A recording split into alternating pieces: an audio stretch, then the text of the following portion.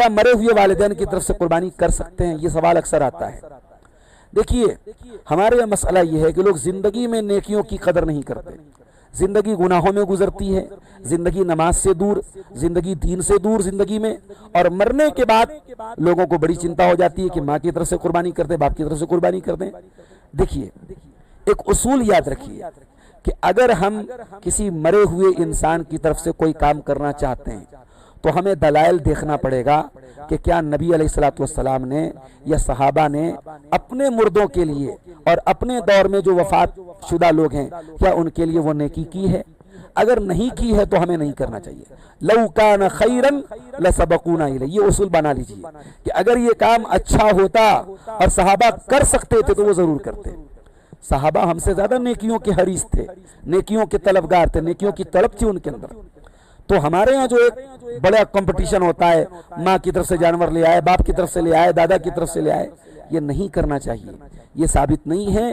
البتہ جو قربانی آپ کرتے ہیں اس میں آپ اپنے مرحوم رشتہ داروں کو جو وفات پا چکے ہیں، جو فوت شدہ ہیں، ان کو آپ شامل کر سکتے ہیں، آپ اپنی قربانی میں ان کو شامل کر سکتے ہیں۔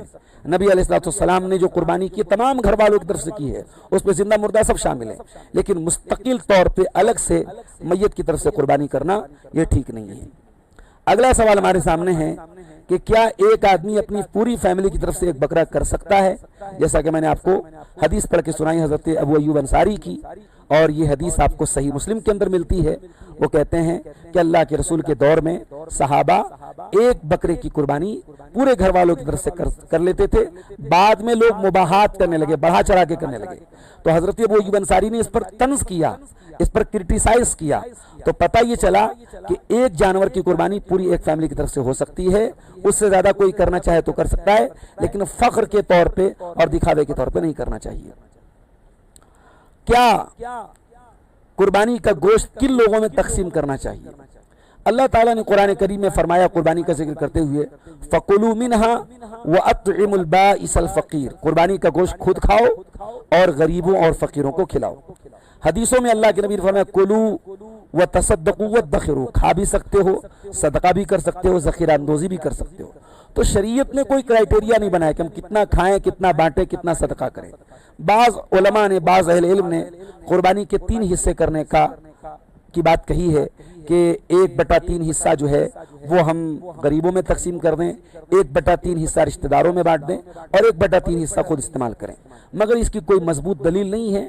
انسان کو اختیار ہے، انسان اپنی ثوابدید سے اور ضرورت اور حالات کے تحت پورا بھی صدقہ کر سکتا ہے، پورا رشتہ داروں کو کھلا سکتا ہے، اپنے استعمال میں بھی لا سکتا ہے، لیکن بہتر یہ ہے کہ انسان سارا اپنے اوپر استعمال نہ کرے، غریبوں اور فقیروں اور خاص طور سے وہ لوگ جنہوں نے قربانی نہیں کی ہے ان کے اوپر بھی وہ اس قربانی کے گوشت کو تقسیم کرے۔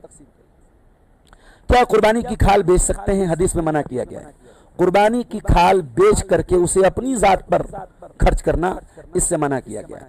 قربانی کی کھال کو آپ صدقہ کر سکتے ہیں، اسے آپ جو ہے بیچ کر کے اس کی قیمت صدقہ کر سکتے ہیں، لیکن اسے اپنے اوپر آپ استعمال نہیں کریں گے، یا بیچ کر کے اس کی رقم خود استعمال نہیں کریں گے۔ کسائی کو محنتانے کے طور پر گوشت یا کھال دینا کیا جائز ہے؟ نہیں جائز ہے، اللہ کے رسول نے منع کیا ہے۔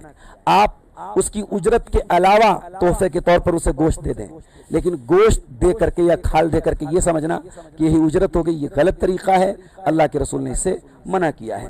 ہاں یہ بات بھی یاد رکھیں کہ اگر اس کو گوشت دے کر کے ایک دباؤ بناتے ہیں کہ وہ آپ کی اجرت کم لے تو یہ بھی غلط طریقہ ہے، آپ اس کو اجرت پوری دیں اور اس کے علاوہ آپ اس کو گوشت دے سکتے ہیں۔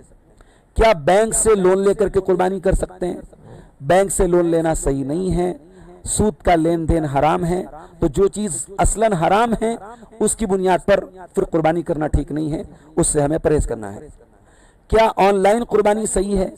اگر آن لائن سے مراد یہ ہے کہ کہیں کچھ لوگوں نے ایسا انتظام کیا ہے کہ وہ قربانی کر رہے ہیں اور ہم آن لائن پیمنٹ کر دیتے ہیں اور اس بات کا یقین ہے کہ وہاں پہ وہ لوگ قربانی کر رہے ہیں، تو کی جا سکتی ہے، کوئی حرج کی بات نہیں ہے، لیکن یہ یقین ہونا چاہیے، معتبر لوگ ہونے چاہیے، اوتھینٹک لوگ ہونے چاہیے۔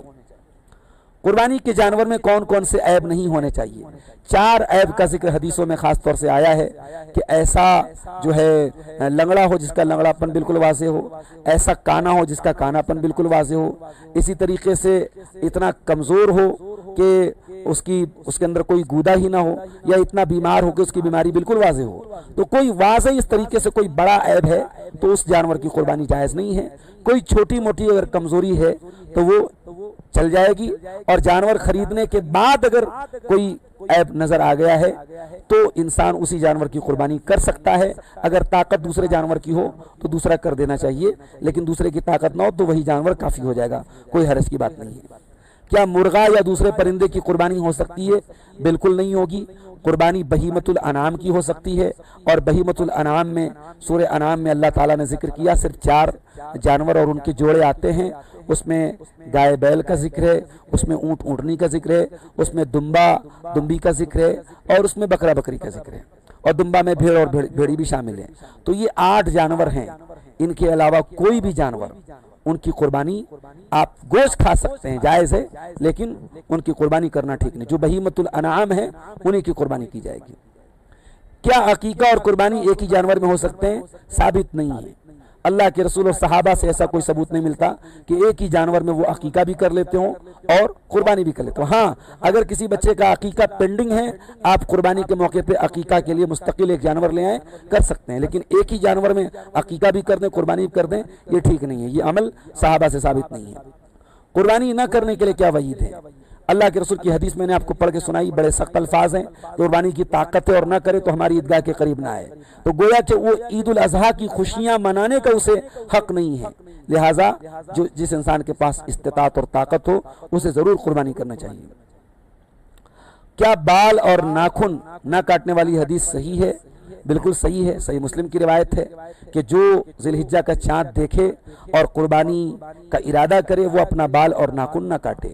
جو گھر کا مین مکھیا ہے، جو مالک ہے مال کا، اس کے لیے یہ حکم ہے۔ باقی لوگوں کے لیے بہتر ہے کہ وہ بھی اپنے بال اور ناخن نہ کاٹیں۔ اور جس انسان کے پاس قربانی کی طاقت نہیں ہے اس کے بارے میں بھی ابو داؤد کی ایک حدیث ہے اور حسن درجے کی حدیث ہے کہ اگر وہ اپنے بال اور ناخن کو نہ کاٹے اور عید کے دن جب تمام لوگ قربانی کر لیں اس دن وہ اپنے بال اور ناخن کاٹ لے تو اس کو بھی قربانی کا ثواب فَتِلْكَ تَمَامُ اُضْحِيَتِهِ، اس کو بھی قربانی کا ثواب ملے گا۔ لہٰذا جس کو قربانی نہیں کرنا ہے اس کو بھی بال اور ناخن نہیں کاٹنے چاہیے۔ کیا بیوی اپنے پیسوں سے الگ قربانی کر سکتی ہے؟ اگر شوہر نہیں کر رہا ہے تو کر سکتی ہے، شوہر کر رہا ہے تو کافی ہے، اس کو الگ سے کرنے کی ضرورت نہیں ہے۔ ہاں، اللہ تعالیٰ نے اگر عورت کو صاحب مال بنایا ہے اور اس کو جذبہ ہے کہ ہم اپنی طرف سے بھی کچھ قربانی کریں تو کرا سکتی ہے، کوئی حرج کی بات نہیں ہے۔ لیکن اتنا کچھ خاص مال ہو نہیں، نہ مال ہو اور شوہر آلریڈی قربانی کر رہا ہو تو بلا وجہ دکھاوے کے لیے کام نہیں کرنا چاہیے، لیکن عورت کے پاس اگر مال ہو تو وہ قربانی کر سکتی ہے۔ کیا EMI پر جانور خریدنا جائز ہے؟ اگر بغیر انٹرسٹ کے کہیں سے ادھار مل رہا ہے جانور اور قسطوں پہ آپ پیمنٹ کر سکتے ہیں تو آپ لے سکتے ہیں، بالکل قربانی کر سکتے ہیں۔